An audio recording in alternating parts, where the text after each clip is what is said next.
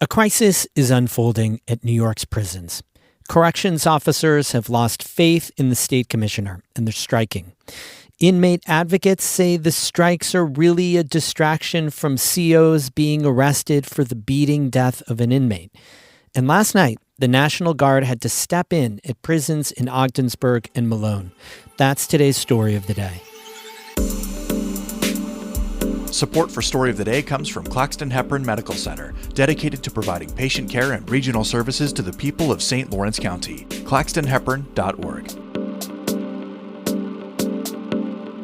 Hey, I'm David Summerstein. It's Thursday, February 20th. Let's get right to our main story. 2 prisons in the North Country were thrown into turmoil in the last 24 hours. As a part of unauthorized strikes statewide, officers walked off the job at prisons in Ogdensburg and Malone. They say they're working in unsafe conditions. Inmates and advocates say the work stoppages are what led to the unrest and are distracting from a bigger conversation about officer violence against inmates. Emily Russell reports. Around 8 a.m. Thursday, LeVar Butts called his sister from inside Bear Hill Correctional Facility in Malone. He's incarcerated there. His sister recorded the call. Oh, we locked in the dorms right now. Cities is locked in the dorm. We locked them all in the dorm. It's hard to hear, but LeVar is saying that some corrections officers locked inmates in on Thursday morning before walking off the job. As of 4 p.m. Thursday, state officials hadn't confirmed the details of the situation at Bear Hill. Unlike some other prisons, Bear Hill has dorms rather than individual cells, so inmates share space with dozens of other inmates in one big area. In the phone call to his sister Thursday morning, LeVar Butts said he felt unsafe. They literally just locked us in here for dead. Anything can happen. Anything can happen to anybody.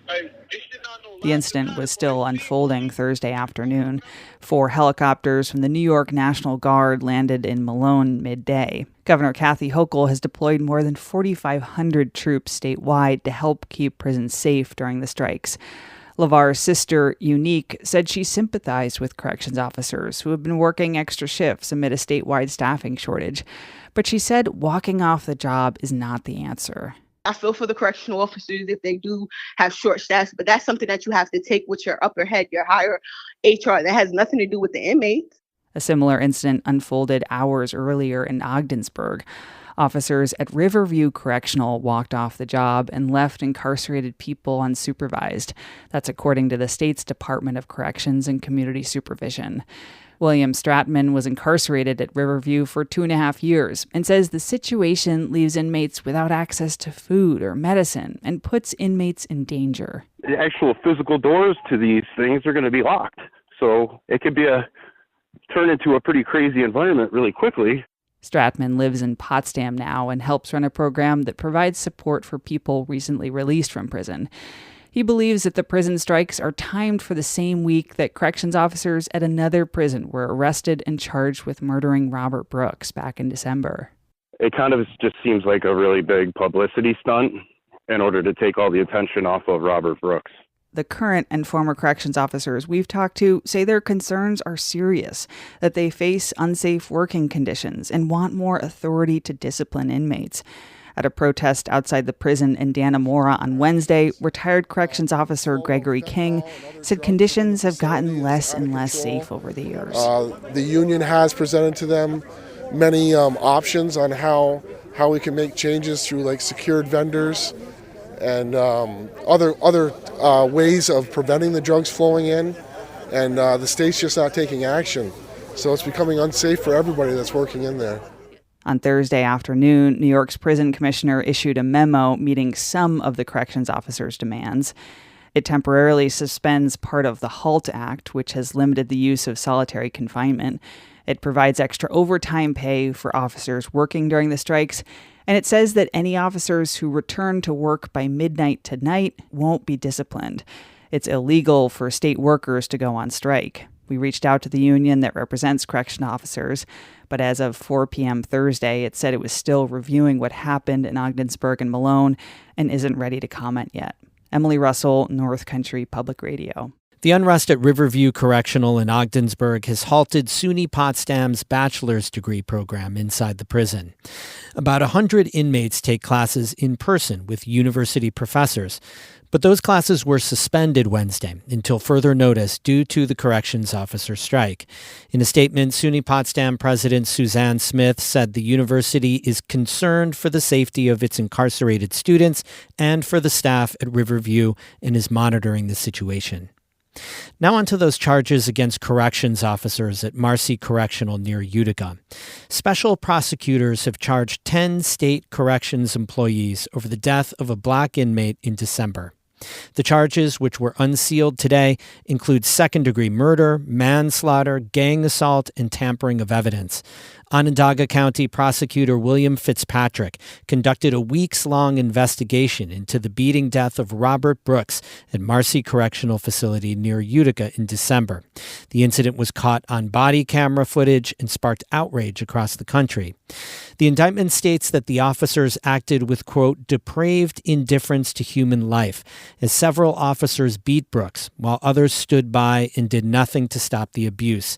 In a statement today, Governor Kathy Hochul said the corrections officers were, quote, rightly charged, and she moved for them to be fired.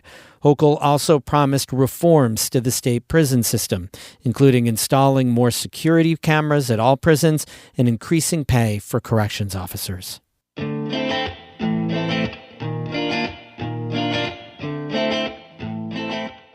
Okay, let's change it up here to something much lighter.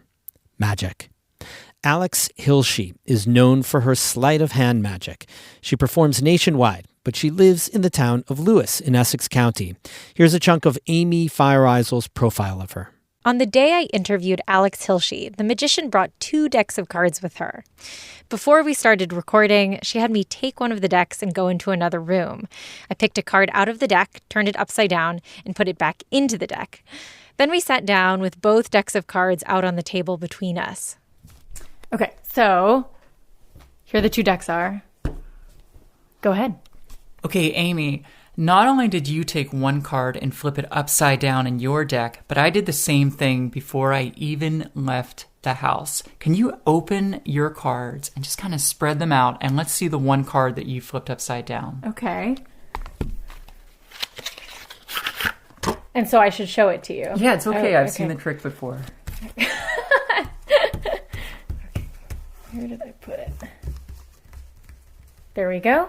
Okay, Unreal. So it's a 5 of diamonds. The 5 of diamonds. Now look, I'm not doing anything with my hands. They're completely empty. I'm just going to open my card box. Okay. And I'm going to pull, and you're looking really closely. I am. Right? I'm like 4 inches away from your hands. Every single card is facing the same direction. I'll spread through them. You can see every single card. Yeah. Except for one card that I flipped over at my house. Yours was the 5 of diamonds, and mine is the 5 of diamonds. No way. How did you do that?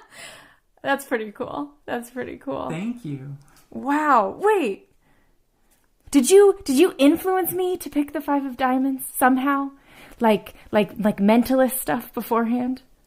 Well, that is one way to do it, but I just use sleight of hand.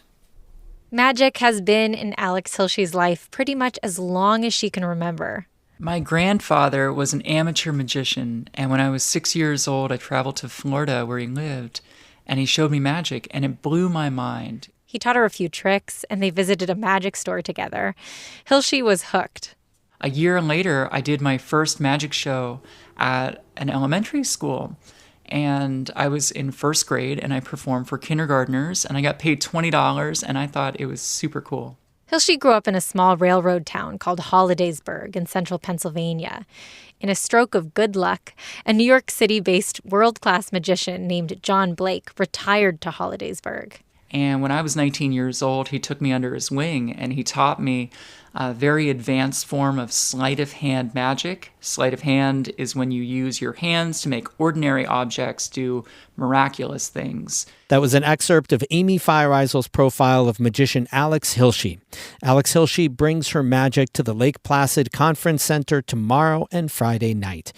You can catch up with all the breaking news about prisons and everything else on our website, ncpr.org. Music today by Christopher Watts of Canton and Mark Corey of Watertown. I'm David Summerstein, North Country Public Radio.